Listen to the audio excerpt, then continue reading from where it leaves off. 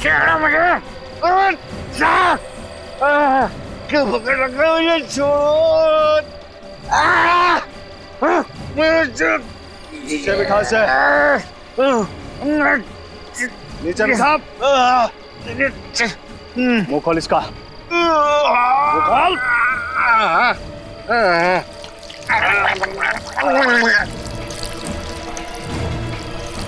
देख लिया ना, उससे पंगा लेने का अंजाम, उससे पंगा लेगा।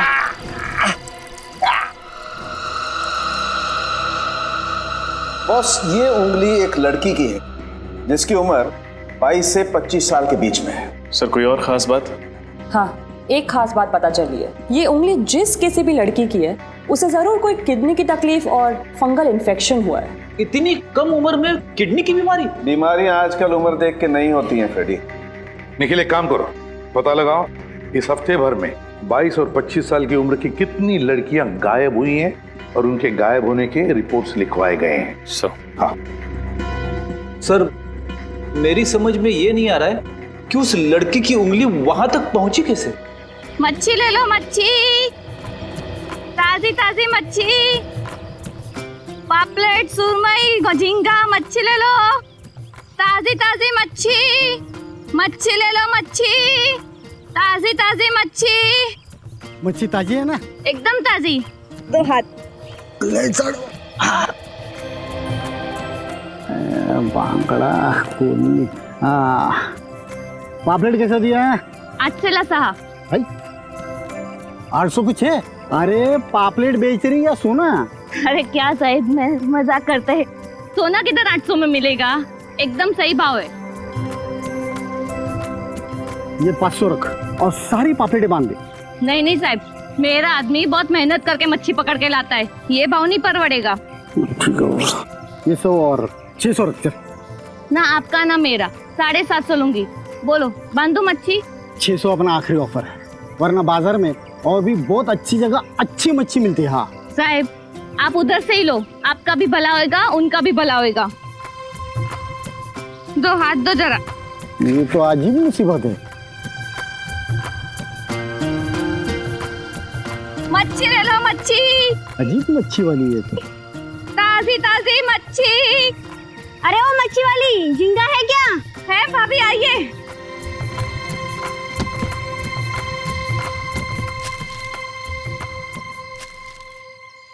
मच्छी ले लो, मच्छी।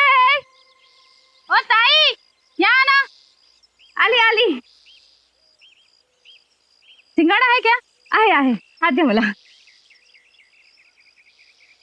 हे बघा, देखने में तो ठीक लग रही है, जरा काट के बताना। क्या मेम साहब, बाहर से जितना ताजा है अंदर से भी उतना ही ताजा है।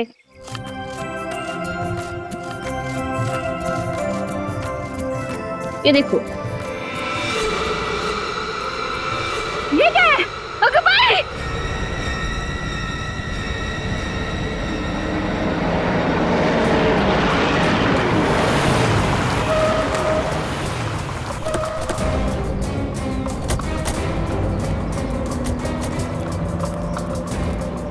आप ही ने फोन किया था? जी, जरा इससे पूछिए, इस मछली में इंसान की उंगली कहाँ से आई? मुझे कुछ नहीं मालूम साहब, सच्ची मुझे कुछ नहीं मालूम।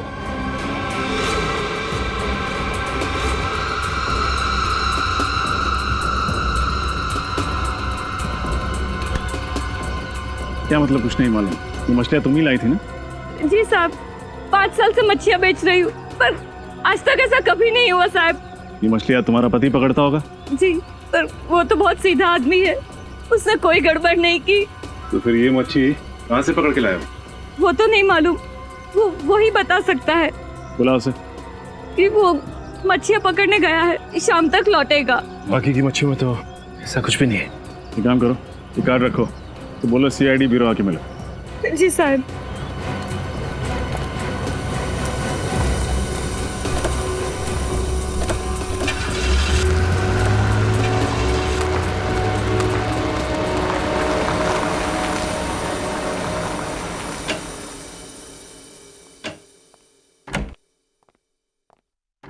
रेडी?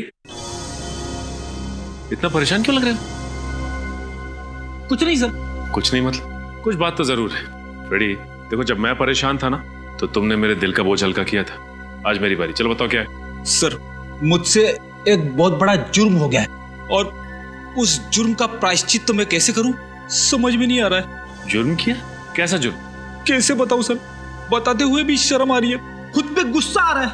मैं इतना बड़ा गुनाह कैसे कर सकता हूं? अरे ऐसा क्या गुनाह किया है? चलो अब मुझे बताओ प्लीज। एक शर्त पे बताऊंगा। ठीक है, क्या शर्त है बोलो। किसी को बताओगे तो नहीं? अरे फ्रेडी मैं किसी से कुछ नहीं कहूंगा। देखो तुमने मेरी बात अपने तक रखी थी, तुम्हारी बात भी मैं अपने तक रखूंगा। चलो बोलो। कान में बताऊंगा। ठीक है।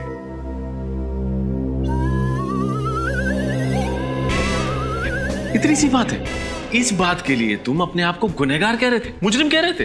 अरे आप हंस रहे हो सर? एक शादीशुदा आदमी के लिए ये एक बहुत बड़ा गुनाह है, बहुत बड़ा गुनाह। आदमी खुद का जन्मदिन भूल जाए तो भी चलता है, लेकिन उसे कभी भी अपनी सासू माँ का जन्मदिन नहीं भूलना चाहिए। अब सारी बात समझ में आई मुझे। तुम अपनी सासू माँ का जन्मदिन भूल गए, राइट? और इस बात को लेके भाभी जी नाराज हो गई, राइट? नाराज? अरे सर उसने मुझे घर का खाना देना बंद कर दिया है। पिछले 2 दिन से मैं बाहर का खाना खा रहा हूं। पेट का बैंड बज गया है, बैंड। ये आवाज कैसे? अरे सर कुछ नहीं, फ्रेडी के पेट के रोने की आवाज है सर। ये फ्रेडी तुम्हारे पेट के रोने की आवाज थी ये? माय गॉड, कितनी बार कहा है तुम्हें अपने खाने पीने का ध्यान रखो। अरे जाओ जरा दौड़ो, कसरत करो। क्या? चलो जाओ मछुआरे को लेकर आओ जिसके मछली में से उंगली मिली थी। जाओ और दौड़ के जाओ।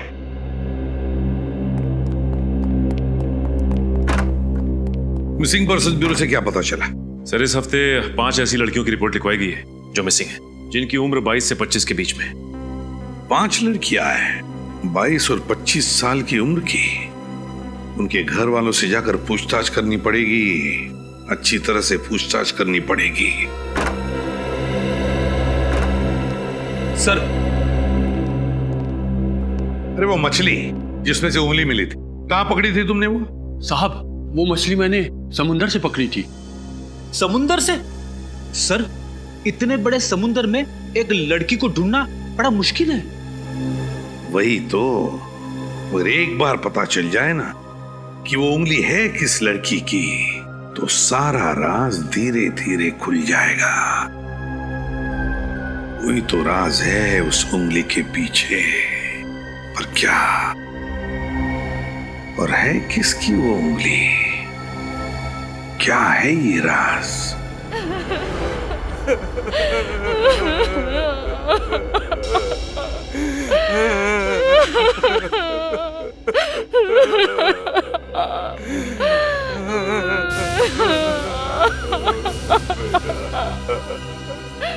किरण की तो मौत हो गई? सर हम तो किरण के बारे में जानकारी हासिल करने आए थे, लेकिन यहाँ तो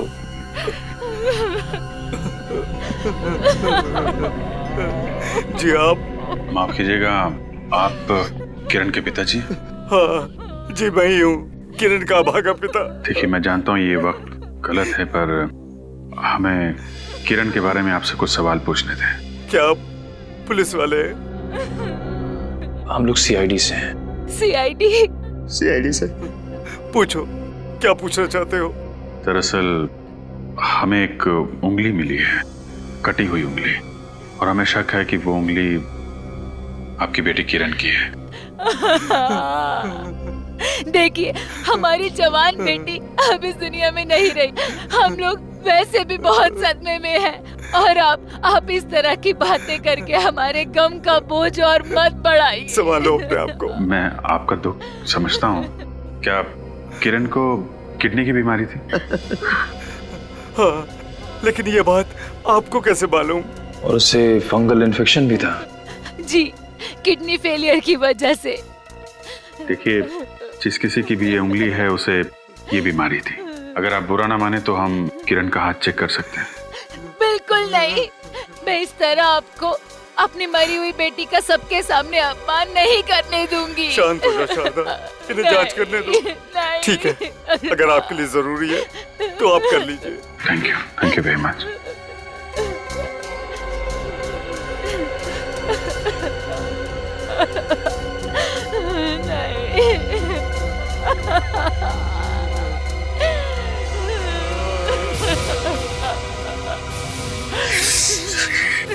सर इसकी उंगलियां तो ठीक हैं मगर नाखून नहीं है। हाँ सर।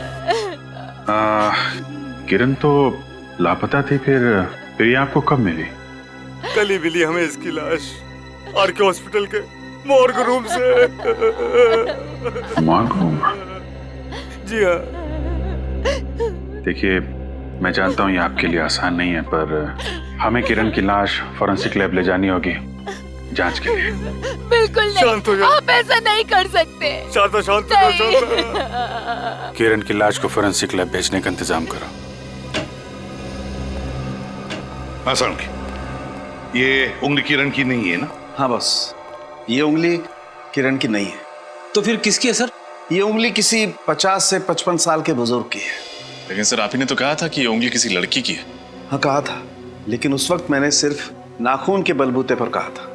मगर सर, अरे यार गलती हो गई, मानते हैं हमसे गलती हो गई, हम भी इंसान है बॉस। हाँ सारंखे यार, मगर प्रॉब्लम ये है कि किरण के घर वाले उसका अंतिम संस्कार करने के लिए ले जाने वाले थे बॉडी।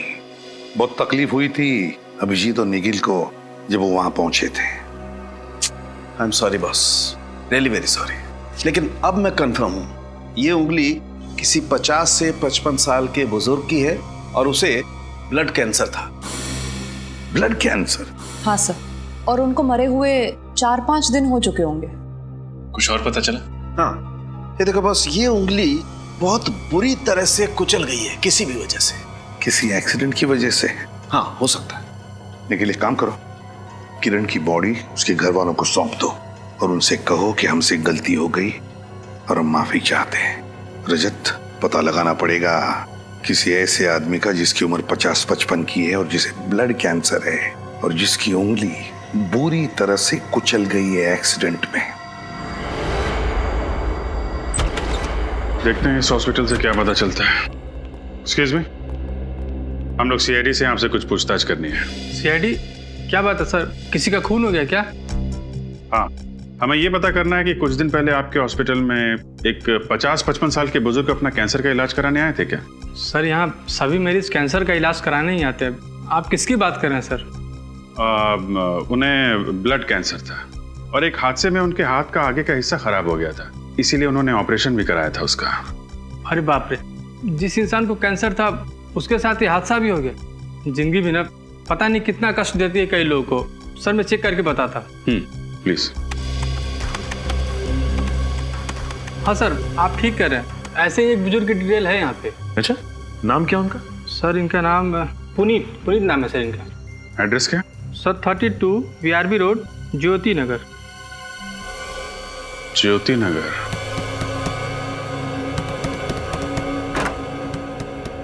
जी कहिए। सीआईडी। सीआईडी? आप लोग मेरे पापा के सिलसिले में बात करने आए हैं ना? क्या वो मिल गए? जी नहीं, दरअसल बात थोड़ी सीरियस है। सीरियस? क्या हुआ सर? सर मेरे पापा ठीक तो है? जवाब दीजिए सर। बात यह है कि हमें कटी हुई उंगली मिली है। कटी हुई उंगली? जी हाँ, और हमें शक है कि वो उंगली आपके पिता पुनीत जी की है। क्या? ये नहीं हो सकता। नहीं, ये नहीं हो सकता। ऐसा ही हुआ है, यही सच है। कहाँ मिली उंगली? मछली के अंदर। मछली के अंदर से? जी हाँ। लेकिन आप लोग इतने यकीन के साथ कैसे कह सकते हैं कि वो उंगली मेरे पापा की है? देखिए, वो उंगली किसी 50-55 साल के आदमी की है जिसे ब्लड कैंसर है। Blood cancer? हे भगवान, मेरे पापा को भी ब्लड कैंसर था। कहीं वो उंगली? संभालिए अपने आप को। ये बताइए, आपके पिताजी गायब कैसे हुए? 3 दिन पहले मेरे पापा फैक्ट्री में काम कर रहे थे तो उनके दोनों हाथ मशीन के अंदर आ गए और जब मैं उन्हें हॉस्पिटल लेकर गया तो डॉक्टर हटिए, रास्ता दीजिए, मेरे पापा को बहुत दर्द हो रहा है, रास्ता दीजिए। कोई है?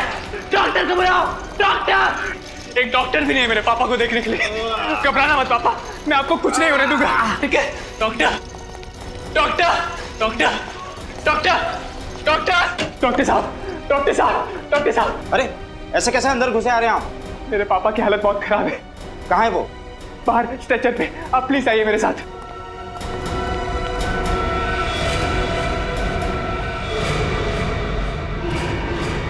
कहाँ है आपके पिताजी? यहीं पे तो थे, कहाँ चले गए?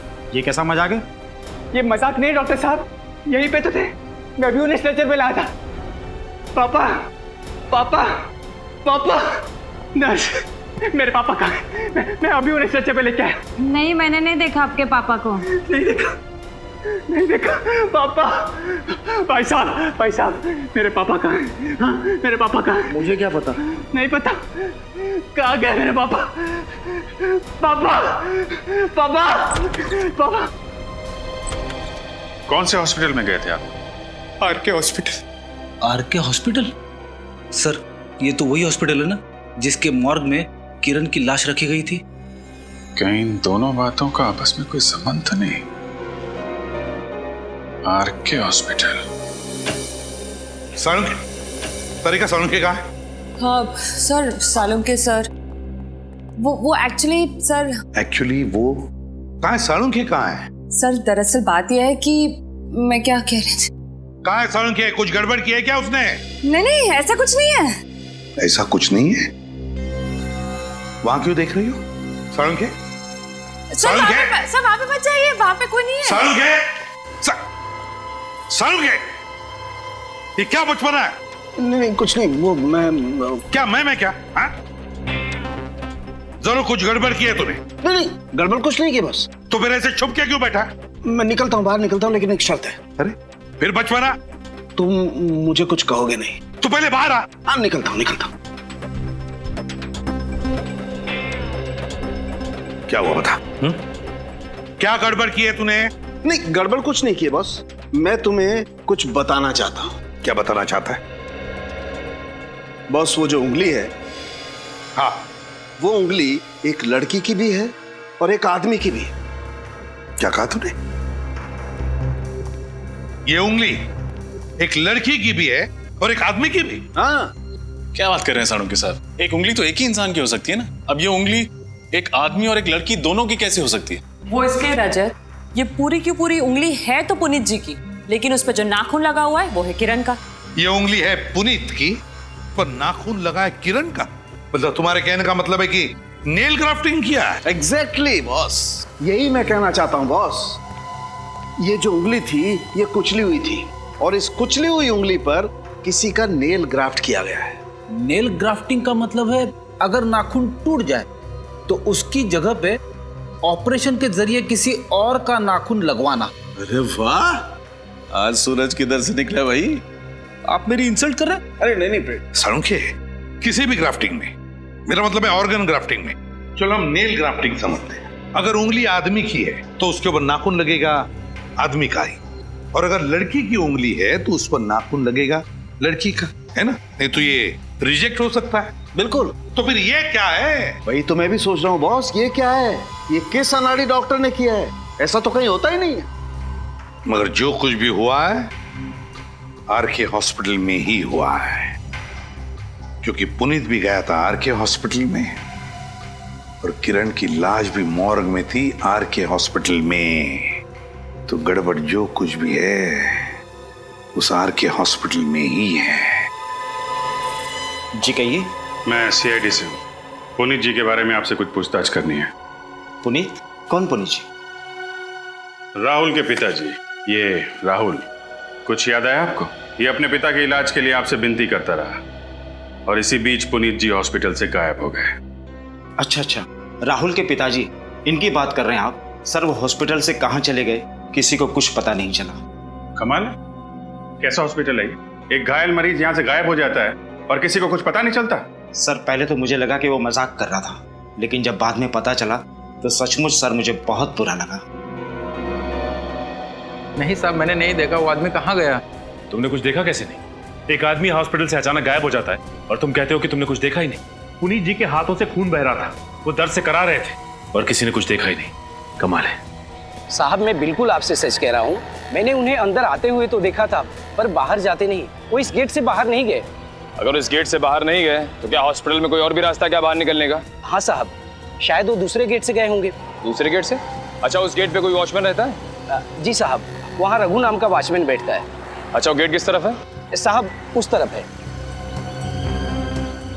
तो आपने भी उस घायल आदमी को यहाँ से जाते हुए नहीं देखा? जी नहीं। कमाल है। एक्सक्यूज मी, मेरा नाम सारिका है। मेरे डॉक्टर राकेश के साथ अपॉइंटमेंट है नेल ग्राफ्टिंग के लिए। 1 मिनट में। हेलो डॉक्टर, मिस सारिका आई है आपसे मिलने के लिए। ओके डॉक्टर, आप जा सकती हैं। Thank you. यहाँ नेल ग्राफ्टिंग भी होती है? जी हाँ, नेल ग्राफ्टिंग होती है यहाँ पे। हो, लगता है पुनीत जी का ऑपरेशन यहीं हुआ होगा। आशा, कुछ पता चला? सर, नेल ग्राफ्टिंग का ऑपरेशन इस हॉस्पिटल में किया जाता है। इसका मतलब जो कुछ भी हुआ है इस हॉस्पिटल में ही हुआ होगा। हो सकता है सर। हाँ निखिल, ओके ठीक है, तुम हॉस्पिटल के पीछे वाले गेट पे रहो, मैं मिलता हूँ। तुम लोग जरा नेल ग्राफ्टिंग एक्सपर्ट से बात कर लो, मैं अभी आता हूँ। हाँ निखिल। सर, ये रघु हैं, उस दिन गेट पे ड्यूटी पे यही थे, अभी सो रहे हैं। सर, लगता है हमारे देश के आधे वॉचमैन को ही बीमारी है ड्यूटी पे सोने की। ये बीमारी कम हो जाएगी तो जुर्म भी कम हो जाएंगे। उठाओ इसे। हट हट। क्या यार, इतना अच्छा सपना देख रहा था, तुमने बेवजह जगा दिया। अच्छा, क्या देख रहे थे सपने में आप? देख रहा था कि मैं हमारे देश के क्रिकेट टीम का कैप्टन बन गया। मैच चल रहा है और आखिरी बॉल पर जीतने के लिए 6 रन चाहिए। मैच खत्म। सीआईडी। माफ करना साहब। ड्यूटी पे सोता है? सोने की पुरानी बीमारी है साहब, छूटती नहीं। अगर फिर से ड्यूटी पे सोया ना तो सीधा जेल में जाएगा, समझा? नहीं साहब, दोबारा ऐसी गलती नहीं करूंगा। अच्छा ये बता, अभी 2-4 दिन पहले इस गेट से किसी बुजुर्ग आदमी को जाते हुए देखा जिनके दोनों हाथ से खून बह रहा था? हाँ साहब, उसे कैसे भूल सकता हूँ मैं। कहाँ जा रहे हैं? इलाज करवाइए ना। अरे बीमारी फैल सकती है। मुझे बहुत बुजुर्ग का याद आ गया। मैं बाद में आऊंगा। उसके बाद वो दाएं तरफ की ओर चला गया। दाएं तरफ? दाएं तरफ क्या? दाएं तरफ शायद ऑटो स्टैंड की तरफ चला गया होगा वो। इधर आगे ऑटो स्टैंड है क्या? हाँ साहब। ठीक है, चलो देखते हैं। अरे सुनो, यहाँ इधर पीछे हॉस्पिटल से 2-3 दिन पहले एक आदमी आया था जिसके दोनों हाथ से खून बह रहा था। उसको तुमने देखा था क्या? नहीं, मैंने नहीं देखा। अरे सुनो भाई साहब, ये सामने वाली हॉस्पिटल से 2-3 दिन पहले एक आदमी आया था जिसके दोनों हाथों से खून बह रहा था। कहीं छोड़ा उसे अपने ऑटो में? अरे सुनो भाई साहब। जी साहब। ये सामने वाले हॉस्पिटल से 2-3 दिन पहले एक आदमी आया था जिसके दोनों हाथों से खून बह रहा था। उसे आपने अपने ऑटो में कहीं छोड़ा क्या? जी साहब, याद आया, मैंने तो उसे अपने ऑटो में बिठाया था साहब। उसके दोनों हाथों से इतना खून बह रहा था कि मेरी ऑटो के अंदर चारों तरफ खून ही खून हो गया और शाम को मुझे ऑटो धोना भी पड़ा अपना। कहाँ छोड़ा? कहाँ था उस आदमी को तुमने? साहब याद आया, पुष्पा रोड के पीछे ना एक पुरानी झील है, वहां छोड़ा था उसको। सर, ऐसी हालत में एक आदमी इलाज कराने के बजाय पुरानी झील की तरफ क्यों जाएगा? ये बात तो है, जरूर कुछ ना कुछ होगा उस झील के पास में। अच्छा, जब उस आदमी को झील के पास छोड़ा था वहाँ पे कोई और आदमी भी था? नहीं साहब, वहाँ कोई नहीं था, बल्कि वो जगह ना एकदम सुनसान थी। मतलब जो कुछ भी हुआ है उस पुरानी झील के पास ही हुआ है। शायद किसी ने पुनीत को मार के उसमें डाल दिया और फिर उसकी उंगली उस झील के अंदर मछली के पेट तक पहुंच गई। मुझे कल तक तुम सबके असाइनमेंट्स चाहिए, ओके? सर प्लीज 1 हफ्ता और दे दीजिए। नो जिमी, जिंदगी में डेडलाइन की कुछ अहमियत होती है, उसका पालन करना सीखो। अरे आप लोग? जी हम लोग सीआईडी से। सीआईडी? जी हाँ, सीआईडी। तुम लोग जाओ। कहिए, मैं आपकी क्या मदद कर सकता हूँ? इस हॉस्पिटल में नेल ग्राफ्टिंग एक्सपर्ट आप ही हैं ना? जी हाँ। तो आप ये बताएंगे कि किसी आदमी की उंगलियों पे औरत के नाखून लगाए जा सकते हैं? वैसे तो लगाए जा सकते हैं, लेकिन ऐसा कोई करता नहीं। हम यहाँ लड़के के हाथ में लड़के के और लड़कियों के हाथ में लड़कियों के ही नाखून लगाते हैं। तो फिर आपने पुनीत के हाथों पर किरण के नाखून क्यों लगाए? कौन पुनीत और किस किरण की बात कर रही हैं आप? हम इस पुनीत और इस किरण की बात कर रहे हैं। ये पुनीत है और ये किरण। कुछ याद आया आपको? अरे ये तो... जी हाँ, लाश की फोटो है। नहीं, मैं इन दोनों में से किसी को नहीं जानता। देखिए, आप झूठ मत बोलिए। ये पुनीत है जो अपने बेटे के साथ यहाँ पे आए थे, इनका एक्सीडेंट हुआ था। और ये किरण जो आपके हॉस्पिटल के मॉर्ग रूम में थी। देखिए, इस हॉस्पिटल में सैकड़ों मरीज होते हैं, मैं सबके नाम तो याद नहीं रख सकता। मैं आपके सवाल के जवाब में इतना ही कहूंगा कि मैंने ऐसी नेल ग्राफ्टिंग कभी नहीं की। आपने नहीं किया तो इस हॉस्पिटल में किसी और ने किया होगा। मगर मेरे अलावा कोई भी डॉक्टर इस हॉस्पिटल में नेल ग्राफ्टिंग करना जानता ही नहीं। लेकिन आपके स्टूडेंट्स तो जानते हैं ना? मेरे स्टूडेंट्स? जी हाँ, आपके स्टूडेंट्स। उनका नाम नंबर चाहिए हमें। नाम और नंबर? जी हाँ। क्यों? उनकी खातिरदारी जो करनी है, और उसके लिए उन्हें ब्यूरो ले जाना होगा। देखिए, हमें अच्छी तरह से पता चल चुका है कि मिस्टर पुनीत की नेल ग्राफ्टिंग तुम में से किसी ने की है। बताओ, किसने की है? सर, हम लोग तो स्टूडेंट है, पढ़ाई करते हैं, हम ऐसे क्यों करेंगे? जीके हॉस्पिटल के नेल ग्राफ्टिंग सर्जन का कहना है कि उन्होंने इस तरह की नेल ग्राफ्टिंग बिल्कुल नहीं की। तो बचते हैं सिर्फ आप लोग। बोलिए, आप में से कौन है जिसने ये नेल ग्राफ्टिंग की? कौन है जिसने किरण की उंगलियों के नाखून पुनीत जी को लगाए? सर, अगर हमें नेल ग्राफ्टिंग करनी होती तो हम लड़की के नाखून पुनीत जी को क्यों लगाते? ये तो हमारे उसूलों के खिलाफ है सर। वो इसलिए क्योंकि उस वक्त किरण की लाश भी तुम्हारी हॉस्पिटल के मॉर्ग रूम में पड़ी हुई थी। तुम लोगों ने सोचा कि क्यों ना किरण के ही नाखून लगा दिए जाए। अरे क्या हुआ, तुम्हें तो बड़े पसीने आ रहे हैं। लो पहुंच लो। ऐसी तो कोई बात नहीं है। रेडी? इसे सिर्फ पसीना ही नहीं आ रहा है, इसके तो हाथ भी कांप रहे हैं। नाम क्या है तुम्हारा? जिमी। जिमी, कहीं ये नेल ग्राफ्टिंग तुम्ही ने तो नहीं की? नहीं सर। देखो जिमी, झूठ मत बोलो। झूठ बोलना भी एक अपराध है, समझे? सर माफ कर दो सर, गलती होगी। पुनीत अंकल की नेल ग्राफ्टिंग मैंने ही की थी। जिमी, तुम ऐसा कर भी कैसे सकते हो? मैं क्या करता, मैं मजबूर था।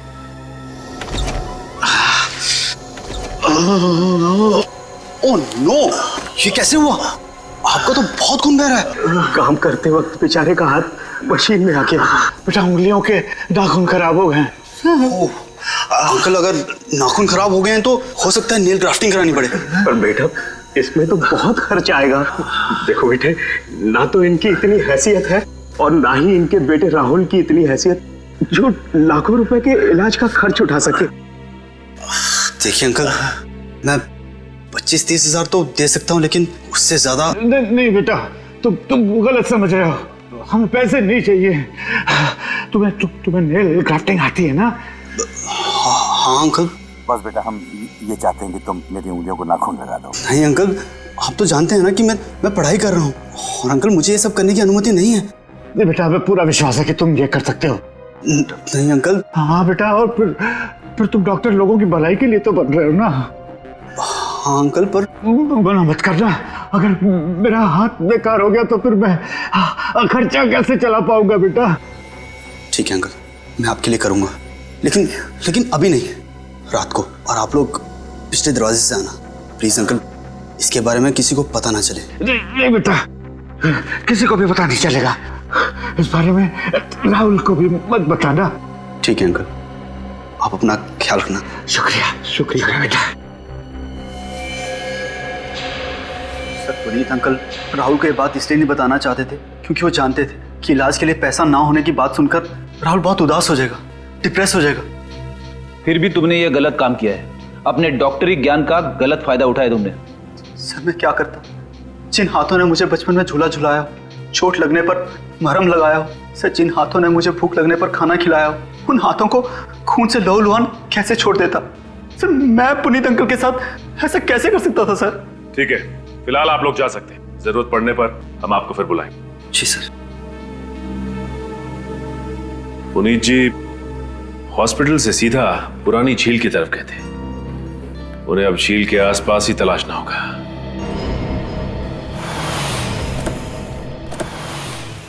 कुछ तो बोलिए सर।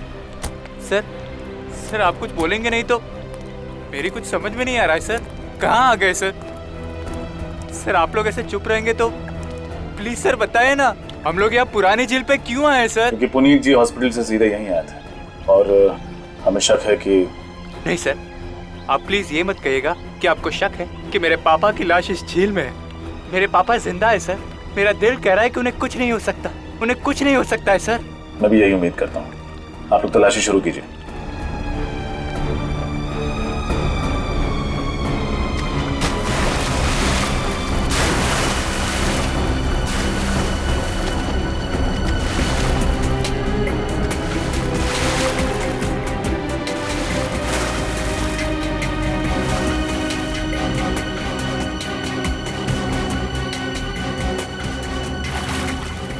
कुछ मिला क्या? सर कुछ भी नहीं है। मैंने कहा था ना सर, मेरे पापा बिल्कुल ठीक है, पापा बिल्कुल ठीक है। देखो राहुल, जब तक अच्छी से तलाशी नहीं ले लेते कुछ कहा नहीं जा सकता। ढूंढो और ढूंढो। सर चाकू मिला है। चाकू लेके आओ।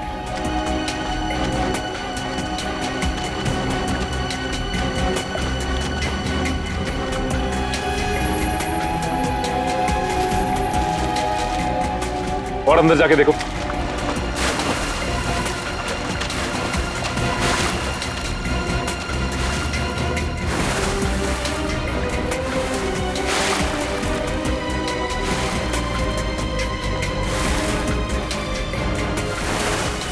सर यहाँ लाश है सर। लाश? लाश? लाओ बाहर लेके आओ। ए जल्दी आओ। चलो पकड़ो, लाश निकालो।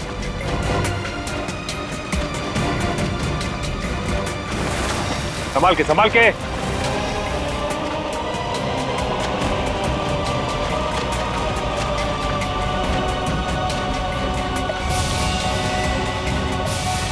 पापा, पापा, ये नहीं हो सकता। आप मुझे छोड़ के नहीं जा सकते। संभालो अपने आप को। वादा कीजिए सर, जिस इंसान ने मेरे सर से मेरे पापा का साया हटाया है, आप उसे जिंदा नहीं छोड़ेंगे। प्लीज वादा कीजिए सर। मैं वादा करता हूँ, जिसने भी पुनीत जी की हत्या की है उसे सिर्फ और सिर्फ फांसी होगी।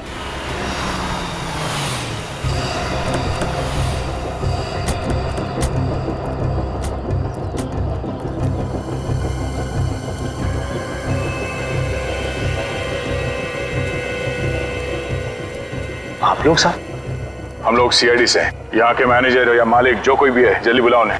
जी साहब।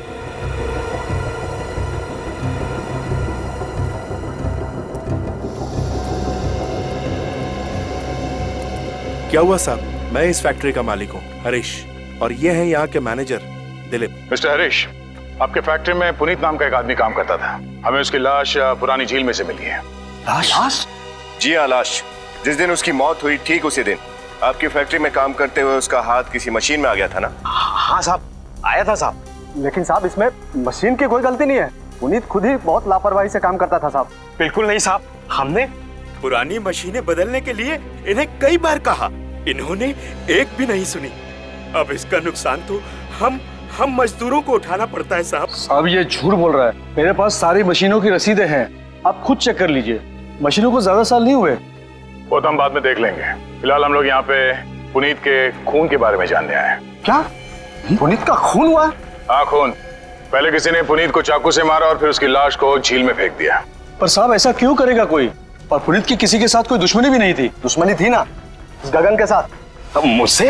हाँ साहब, इस गगन ने पुनीत से 5,000 रुपए लिए थे और उसके बार बार समझाने के बावजूद भी ये उसके पैसे वापस नहीं कर रहा था। ये सच है साहब कि मैंने 5,000 रुपए पुनीत से उधार लिए थे, मगर 5,000 रुपयों के लिए मैं पुनीत का खून क्यों करूंगा? क्यों नहीं? तुमने सोचा होगा कि पुनीत को मारकर वो पैसे वापस लौटाने ही नहीं पड़ेंगे। ये क्या बकवास है, सरासर झूठ है साहब।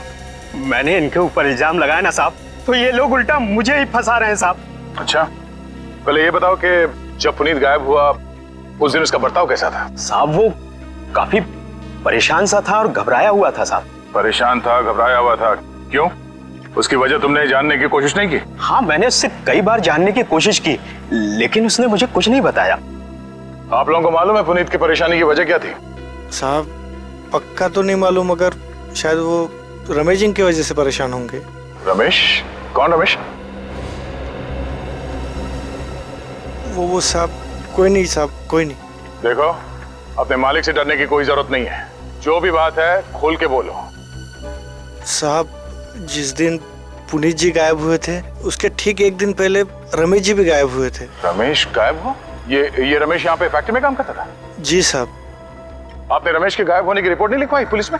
मैं लिखाने जा रहा था साहब, पर इन साहब ने मना कर दिया। साहब मैं घबरा गया था कि पुलिस के चक्कर में कहीं मेरी इस फैक्ट्री को ताला न लग जाए। ताला तो अब भी लगेगा आपके फैक्ट्री में। विनीत, फैक्ट्री को सील कर दो। Yes sir. यहाँ तब तक काम नहीं होगा जब तक हम इस केस के जड़ तक नहीं पहुंच जाते, समझे? अरे साहब ऐसा मत कीजिए, इस फैक्ट्री से कई मजदूरों के घर चलते हैं। क्यों मालिक, आज हमारे घरों की बड़ी फिक्र हो रही है? नहीं गगन, तुझे तो मैं बाद में देख लूंगा। हाँ देख लेना। जरूर इस पुनीत के खून का राज रमेश के साथ जुड़ा हुआ है। तो ये बात तो पक्की है कि ये उंगली पुनीत की है। हाँ बॉस, और ये बात भी पक्की है कि इसका खून इसी चाकू से हुआ है जो आपको झील में मिला था। कुछ नई बात बता सालूंगी। नई बात बताने के लिए बुलाया, आओ। ये देख रहे हो क्या है? पानी। फ्रेडी सर, पानी के ऊपर तैरता हुआ कुछ नजर आ रहा है? तेल? बिल्कुल, और ये तेल मिला है मुझे पुनीत जी के पेट में। मतलब समझते हो इसका फ्रेडी? समझ गए सालुंके साहब, झील की पानी में तेल था जो पुनीत के पेट में चला गया। नहीं फ्रेडी, ये तेल पहले से इनके पेट में था। सर, कहीं पुनीत ज्यादा तला हुआ खाना तो नहीं खाता था? नहीं फ्रेडी, तला हुआ खाना खाने से ये तेल पुनीत के पेट में नहीं आया है। ये तेल पुनीत को पिलाया गया है, जबरदस्ती पिलाया गया है। सर, पुनीत जी तेल की फैक्ट्री में काम करते थे ना, तो फिर वहीं कहीं। बिल्कुल सही रजत, बिल्कुल सही। पुनीत की मौत का राज वहीं पर छुपा हुआ है जहां पर ये काम कर रहा था, उसी ऑयल फैक्ट्री में।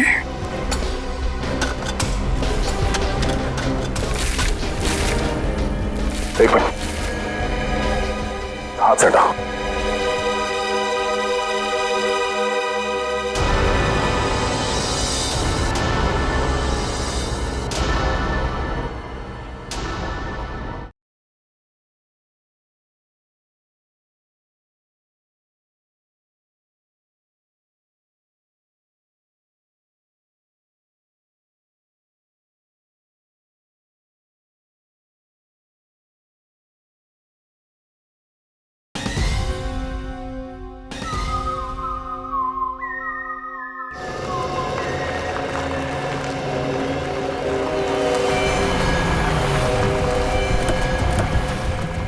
विनीत, तुम यहां पे देखो, मैं वहां देखता हूं।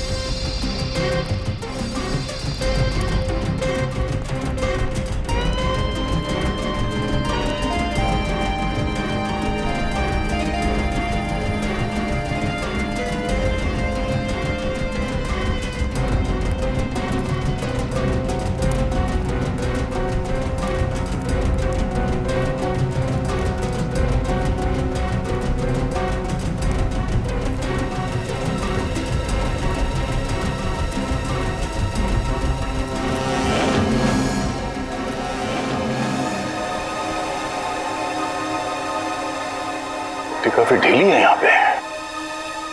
विनीत!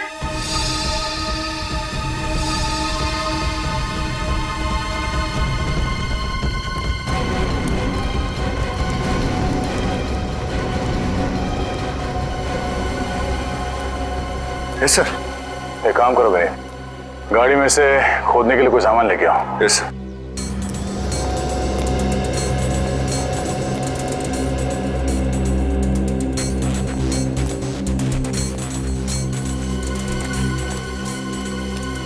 प्लीज खोदना शुरू करो।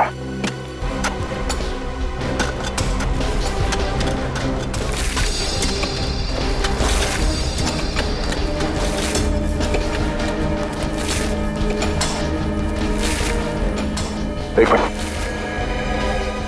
हाथ से हटाओ।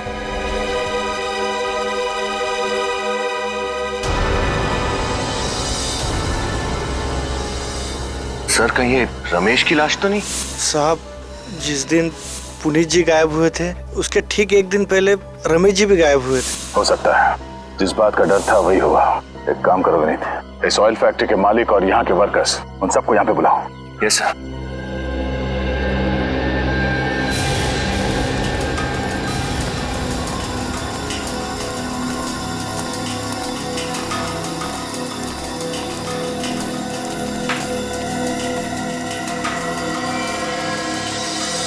साहब, ये तो रमेश है। रमेश की लाश को यहाँ गाड़ रखा है और हम में से किसी को कुछ खबर नहीं। तो मिस्टर हरीश, क्या कहना है आपका? मैं क्या कहूँ सर, मुझे नहीं मालूम कि ये लाश यहाँ कैसे आ गई। लाश? इस लाश का नाम रमेश है। इसका नाम जरा इज्जत से लीजिए। आपकी तिजोरियां भरने में इसने भी खून पसीना बहाया है, समझे? सर इस रमेश को भी उसी तरह चाकू घोंप कर मारा गया है जिस तरह पुनीत को मारा था। इसका मतलब है दोनों का खूनी कोई एक ही है, और वो खूनी इस फैक्ट्री में से कोई है। नहीं साहब, हम में से कोई रमेश जी को क्यों मारेगा? ये तो हमारे दोस्त थे। कौन किसका दोस्त था और किसका दुश्मन बहुत जल्द पता चल जाएगा। वो कैसे?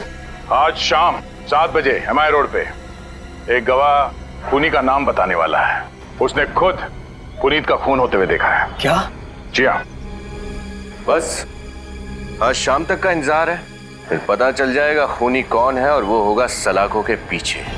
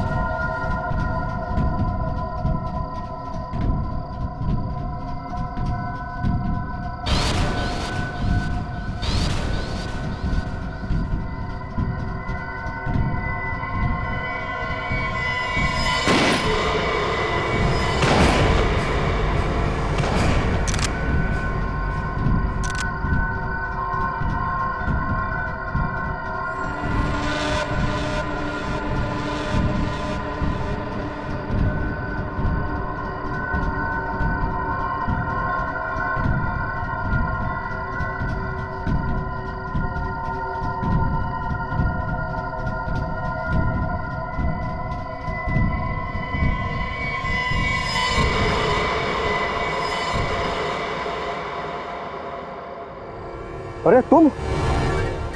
हाँ मैं। तुम जिंदा हो? तुमको क्या लगा मैं मर गया? ये सब बुलेट प्रूफ जैकेट का कमाल है। ये देखो।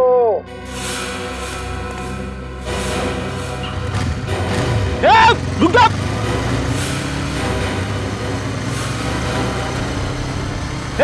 रुक जा। सर जल्दी जल्दी।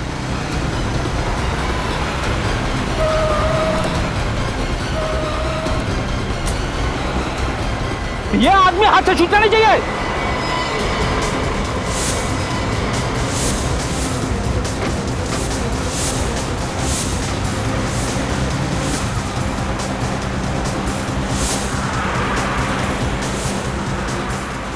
सर ये तो हाईवे की तरफ भाग रहा है। हाईवे तक पहुंचने से पहले ही पकड़ लेंगे फ्रेडी।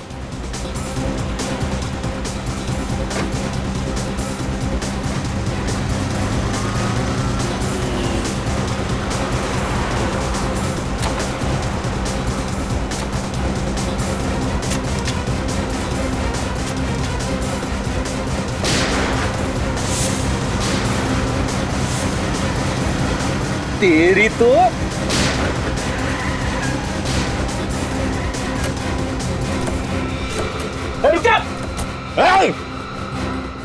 घूंघट तो उतार। ओह, तुम हो। क्या सोचा था CID से बच के भाग जाओगे? गलती हो गई साहब, माफ कर दीजिए मुझे साहब। 2 खून हो गए साहब। चुप! 2 खून करने को तुम गलती कहते हो? गलती? बहुत बड़ा जुर्म किया है तुमने। क्या करता साहब, और कोई रास्ता ही नहीं बचा था। अच्छा, और कोई रास्ता नहीं था? ऐसी भी क्या मजबूरी थी? क्या मजबूरी थी? सुनाओ मैं। साहब, रमेश के साथ मिलकर मैं फैक्ट्री से तेल चोरी करता था और फिर उसी तेल में मिलावट करके बाजार में ऊंचे दामों में बेचता था साहब। जिस थाली में खाते थे उसी थाली में छेद करते हुए शर्म नहीं आई तुम्हें? कभी कभी इंसान पैसे की लालच में अपने रास्ते से भटक जाता है साहब। मैं भी भटक गया था साहब, और शायद रमेश को अपनी गलती का एहसास हो गया था और वो मुझसे कहने लगा था कि बहुत जल्द ये सब बंद करना होगा।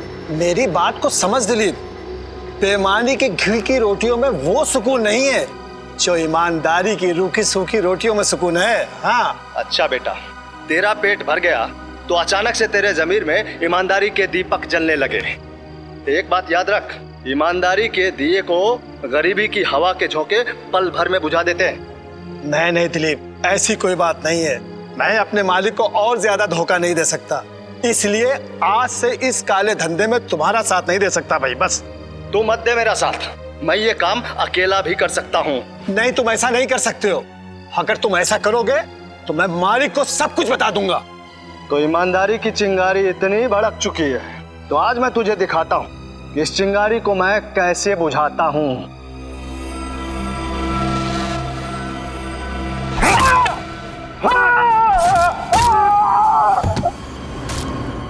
चलो ले चलो से ले चल।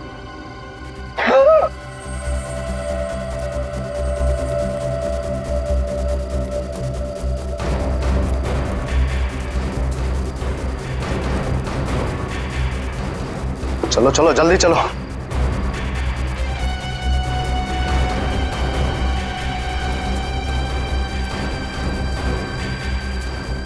संभालो संभालो संभालो, जल्दी आ जाओ, जल्दी जल्दी करो, कोई देख ना ले। जल्दी करो जल्दी करो, कोई देख लिया तो मुसीबत हो जाएगी। जल्दी करो, इधर से खोदो, खींचो इसे।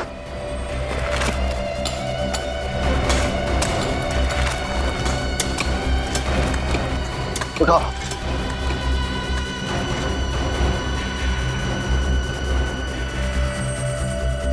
डाल दो, कोई देख लेगा तो मुसीबत हो जाएगी। मैंने देख भी लिया है और सुन भी लिया है। मैं रमेश की कुर्बानी हुई बर्बाद नहीं होने दूंगा। तुम लोग अपने आप को कानून के हवाले कर दो, वरना मैं वरना क्या कर लोगे? अगर तुमने अपना मुंह किसी के सामने खोला तो तुम्हें भी यहीं सुला दूंगा इसके साथ। मैं तुम लोगों से डरने वाला नहीं हूं।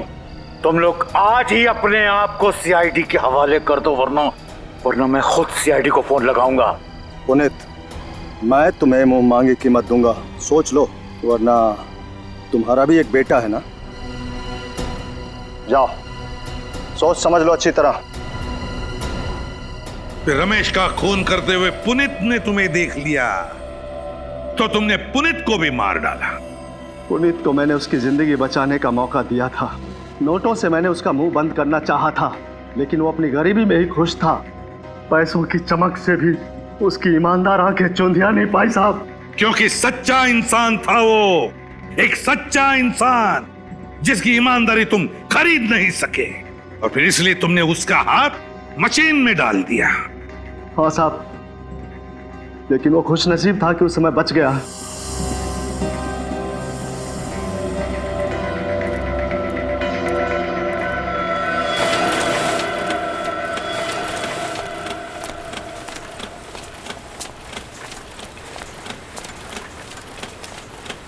पुनीत, तो फिर क्या सोचा तुमने? सोच लिया मैंने, मैं सीआईडी के पास जाऊंगा। जब सोच लिया है तो फिर काम पे लग जाओ। क्या कर रहा है? मैनेजर, ये क्या हो रहा है?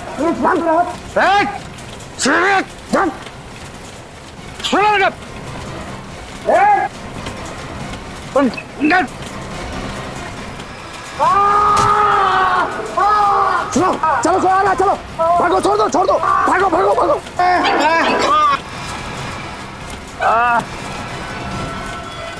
अरे पुनीत, पुलिस कैसे हो गया भाई? पुलिस पुलिस मैं राहुल को फोन लगाता हूँ। पुलिस राहुल, तुम्हारे पापा का हाथ मशीन में आ गया बेटा, हम सब संभाल रहे बेटा, तुम जल्दी आ जाओ बेटा। और तुम उसके पीछे पीछे हॉस्पिटल तक पहुंच गए इस मौके की तलाश में कि कब उसे मार सको।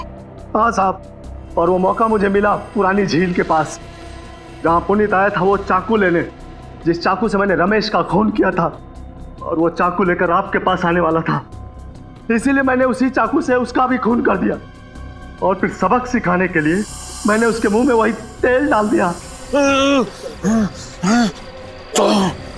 छोड़ दे। नीचे ले इसको, नीचे बिठा, वो खोल इसका।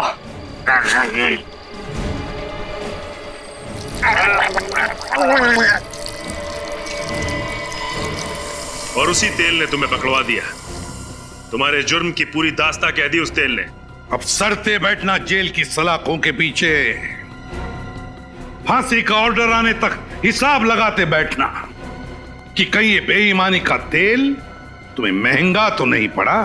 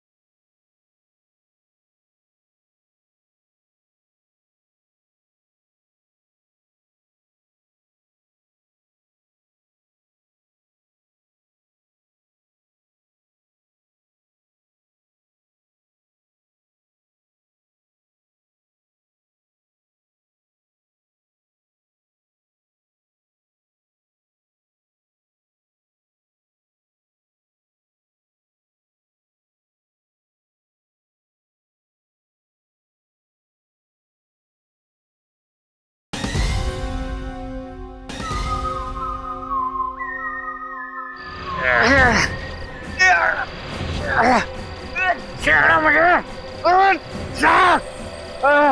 क्यों पकड़ रखा है मुझे? छोड़, नीचे बिठा से, नीचे बिठा, मुंह खोल इसका, मुंह खोल।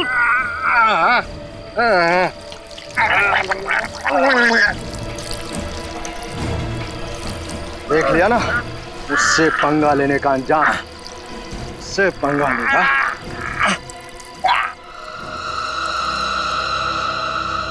बॉस, ये उंगली एक लड़की की है जिसकी उम्र 22 से 25 साल के बीच में है। सर कोई और खास बात? हाँ, एक खास बात पता चली है। ये उंगली जिस किसी भी लड़की की है उसे जरूर कोई किडनी की तकलीफ और फंगल इन्फेक्शन हुआ है। इतनी कम उम्र में किडनी की बीमारी? बीमारियां आजकल उम्र देख के नहीं होती हैं फ्रेडी। निखिल, एक काम करो, पता लगाओ इस हफ्ते भर में 22 और 25 साल की उम्र की कितनी लड़कियां गायब हुई हैं और उनके गायब होने के रिपोर्ट्स लिखवाए गए हैं। हाँ सर, मेरी समझ में ये नहीं आ रहा है कि उस लड़की की उंगली वहां तक पहुंची कैसे? मच्छी ले लो, मच्छी, ताजी ताजी मच्छी, पापलेट, सुरमई, झींगा, मच्छी ले लो, ताजी ताजी मच्छी, मच्छी ले लो, मच्छी, ताजी ताजी मच्छी। मच्छी ताजी है ना? एकदम ताजी। दो हाथ ले चढ़ो। बांगड़ा कोनी, पापलेट कैसा दिया है? 806 भाई 800 कुछ है? अरे पापलेट बेच रही या सोना? अरे क्या साहिब, मैं मजाक करते हैं। सोना किधर 800 में मिलेगा, एकदम सही भाव है। ये 500 रख।